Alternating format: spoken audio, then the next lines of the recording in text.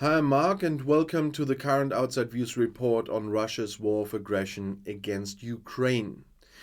Ukraine has attacked several Russian military airfields with drones in the past few days. In this way, a long-range Tupolev Tu-22M3, the NATO calls it Backfire bomber, was destroyed at the Solzy air base in the Novgorod region. Because of the attack from Pskov, which is close to the border with Estonia, air traffic in the region was diverted. According to preliminary information, there are no injuries, at least written by Governor Vedanikov.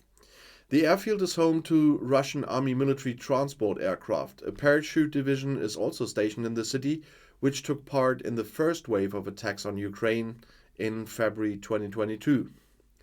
It was unclear where the drones were launched from. From the Ukraine, they would have had to cover a distance of at least 800 kilometers through Russian or Belarusian territory. After the attacks on Solzy, British intelligence officials suspected that the drones had been launched by sabotage squads within Russia. According to the Ukrainian army, they are making progress in their advance on the southern front as well. "We are pushing the enemy back," wrote the commander of the troops deployed in the Zaporizhzhia region, Brigadier General Alexander Tarnavsky, on Telegram. He did not give any details on Tuesday, but Ukrainian troops broke through a first strong Russian line of defense by capturing the town of Robotine. According to consistent reports, they are now attacking the next Russian line, blocking the way to the occupied cities of Tokmak and Melitopol. The goal is to reach the Sea of Azov, about 90 kilometers away, and to cut off the Russian troops. And there is a new US package. The package includes ammunition for the HIMARS multiple missile launchers, air defense missiles, and artillery ammunition.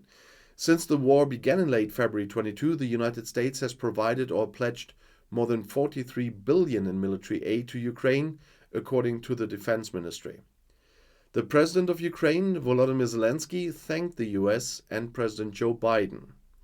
"Artillery, missiles, ammunition for the HIMARS, demining equipment, that's what our fighters need," is what Zelensky wrote on the social network X.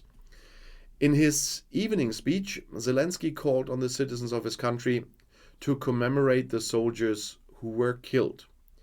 "Many Ukrainians today have someone they remember, someone they honor," he said on Tuesday, celebrated as Defenders' Day in Ukraine. In order to prove themselves worthy of these sacrifices, everyone should work for Ukraine, take care of their neighbor. "Ukraine must win, that is the most important thing for everyone," is what Zelensky said in his video. The exact number of people lost in Ukraine during the 18-month war is not known. The number of soldiers killed is kept secret. However, it is estimated that tens of thousands of soldiers and tens of thousands of civilians have been killed. There are millions of internally displaced persons in the country, and millions more have fled abroad. There had been speculation in Russia for days now that when the mercenary leader Prigozhin would be having his funeral. The police turned up at several cemeteries in St. Petersburg on Tuesday, and finally Prigozhin's press service announced that after a memorial service in the closest circle, Prigozhin was buried at the Porokhovskoye cemetery at the outskirts of the city. The Kremlin had previously announced that President Vladimir Putin would not attend the funeral of his former favorite. In June, Prigozhin instigated a short-lived mutiny against the Russian military and state leadership, which Putin called treason. Last week, Prigozhin and 9 other people were killed in a private jet crash. The cause is still unclear. It is suspected, though, that the machine was deliberately brought to the crash.